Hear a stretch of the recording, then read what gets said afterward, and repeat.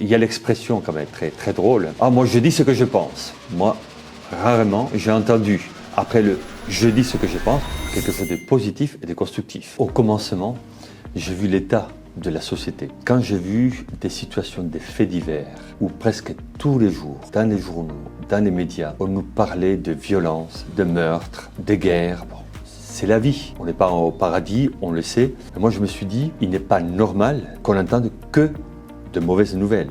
Il nous faut écouter aussi de bonnes nouvelles. Alors, on n'est pas naïf, on n'est pas angéliste non plus, mais on se dit, nous avons un idéal magnifique, c'est l'évangile. Il me faut une réaction parce que je crois que notre société peut être meilleure. Nous avons un potentiel, nous pouvons évoluer. Il faut tendre vers une société heureuse. On dénonce ce qui ne va pas, il faut être réaliste, mais on n'oublie pas l'idéal que l'évangile nous propose. On voit par les réseaux sociaux, par les médias, qu'on est souvent sans pitié. On pose des gestes de violence, des gestes durs, des gestes où on juge et on condamne tout le monde sans avoir ni les éléments ni les arguments. Quand on commence la messe, on dit « Seigneur, prends pitié ». Alors comment passer d'une société qu'on perçoit souvent sans pitié à une société où on vit la compassion? Et je crois qu'il est important d'avoir du recul, d'être plus pudique et d'évaluer tous les éléments avant de se prononcer. Nous chrétiens, nous avons la possibilité d'avoir, comme dans la tradition monastique,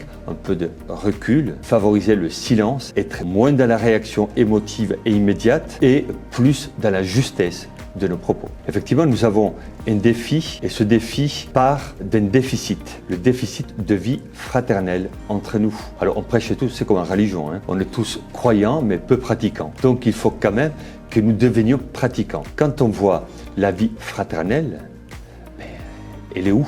On y croit, on prêche la vie fraternelle, mais on se rend compte que finalement, dans le concret, on est dur, intransigeant, on est sans pitié, on est indifférent, on est égoïste, on est individualiste. Il y a beaucoup de signes inquiétants. Et c'est là que je me dis, nous pourrions changer ces attitudes, ces comportements, par des comportements positifs, constructifs. Alors, évidemment, tout le monde prêche la différence, la tolérance, le respect, mais à la fin, on ne le vit pas. Et on voit l'autre comme une menace, comme un fardeau, au lieu de le voir comme un cadeau. Et je pense que là, nous devons vivre une belle conversion à travers laquelle l'autre est un atout. Il est différent, mais il n'est pas un danger pour moi. Je crois que nous avons un chemin à faire pour apaiser la perception de l'autre. Quand on regarde la situation politique actuelle, on voit beaucoup d'inquiétudes. Il pourrait y avoir des réactions émotives. Les politiques, ils font rien, ils sont tous pourris. Si on peut comprendre la fatigue, la déception ou la frustration, je pense qu'il est important de ne pas décourager l'engagement politique. On est en démocratie. Ce qui compte, c'est l'engagement des citoyens, des citoyennes. Si on n'a pas d'engagement, si on n'a pas des personnes qui s'engagent, la démocratie se fragilise et nous risquons de tomber dans la tyrannie, dans l'anarchie. Nous avons besoin de voter. N'oublions pas qu'il est facile de décharger toute la faute sur les politiques, mais nous sommes des citoyens et on vote. Comment on vote? Qu'est-ce qu'on fait? Est-ce qu'on est juste? Est-ce qu'on vise le bien commun du pays? Ou est-ce qu'on vote par réaction, par déception, par frustration ou pour punir? De l'autre côté, je dis aussi, ceux qui sont élus doivent aussi se convertir un peu. Je crois qu'il faut qu'il y ait de la confiance et de la proximité. S'il n'y a pas de confiance, et la confiance vient de l'écoute, on ne peut pas bâtir un projet durable.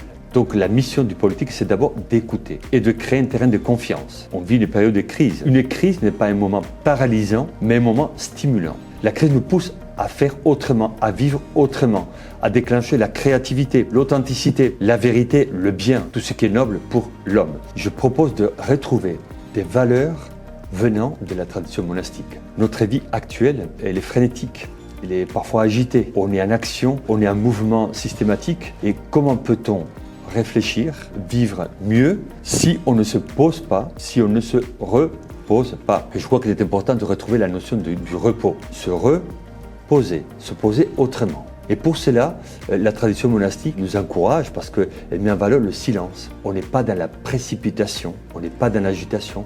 Le silence, le recul, aujourd'hui où on nous pousse tout de suite à se prononcer sur un sujet, sur une phrase, tu es pour, tu es contre, tu aimes pas. Peut-être que là, on a besoin de retrouver une dimension autre un rythme autre. Je pense que chacun a la possibilité d'organiser son temps pour qu'il y ait des moments de pause. Aujourd'hui, beaucoup pratiquent la méditation ou d'autres pratiques, mais quelque part, c'est une manière de se poser. Quand tu vas dans une église, des lieux sacrés, habités, et là tu t'assois, tu te reposes, c'est une manière de réparer, de calmer aussi notre vie intérieure, parfois agitée. Et c'est dans le silence, quand on se pose, qu'on peut soigner l'être profond. L'amour de l'ennemi, peut-être, est la parole du Christ la plus puissante et la plus exigeante. Si quelqu'un me fait du mal et touche à ma dignité, peut-être que je peux dire oui, ne t'inquiète pas, ça va, il n'y a aucun problème, j'ai oublié, c'est bon. C'est pas l'amour de l'ennemi, c'est pas le pardon. L'amour de l'ennemi exige de voir l'autre d'une manière différente. Il faut convertir le regard.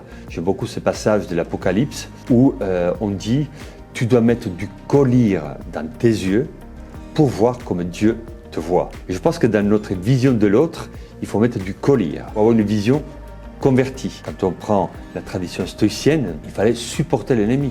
Là, Jésus va plus loin. Il demande d'aimer l'ennemi. C'est la seule manière de couper avec une logique de vengeance et de violence. Il n'est pas évident naturellement d'aimer l'ennemi, mais nous savons que nous devons faire un chemin. On ne nous demande pas du jour au lendemain d'aimer l'ennemi, mais on nous demande de s'ouvrir intérieurement pour que notre cœur ne soit pas enchaîné au mal que l'ennemi m'a fait, mais pour qu'il soit ouvert et dilaté. Finalement, le but de la vie, quand Jésus nous demande d'aimer l'ennemi, c'est d'être libéré par le pardon et par l'amour, le binôme, les deux poumons qui font respirer les chrétiens quand même, l'amour et le pardon. Par ce binôme, on arrive à une liberté intérieure. Mais il faut qu'il y ait aussi et surtout le temps de faire un cheminement intérieur nous permettant d'être libres et libérés.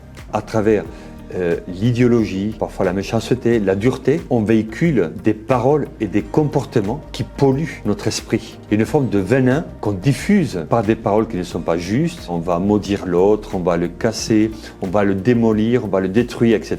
Souvent, on a réduit la bénédiction à un geste liturgique. À la fin de la messe, on donne la bénédiction, on fait les gestes et c'est bon. Certes, il est magnifique de savoir qu'à la fin de chaque célébration, le prêtre nous donne la bénédiction. Mais après, il faut bien comprendre la bénédiction. Bénédiction, dire du bien. Aujourd'hui, quand on voit dans la société qu'on dit du mal, il ne suffit pas de se plaindre parce que les autres disent du mal. Alors, il y a l'expression quand même très, très drôle. Ah, moi je dis ce que je pense. Moi, rarement, j'ai entendu après le je dis ce que je pense, quelque chose de positif et de constructif. Donc il est important peut-être de retrouver une dimension autre et différente. Tu as eu un geste formidable, bravo, continue comme ça. Tu le dis. Souvent, nous, on voit des belles choses, mais on ne les dit pas, on ne verbalise pas. Et donc finalement, on ne crée pas une culture du bien et du bon. Il serait magnifique de pouvoir le dire, et pas simplement le dire, mais aussi le célébrer.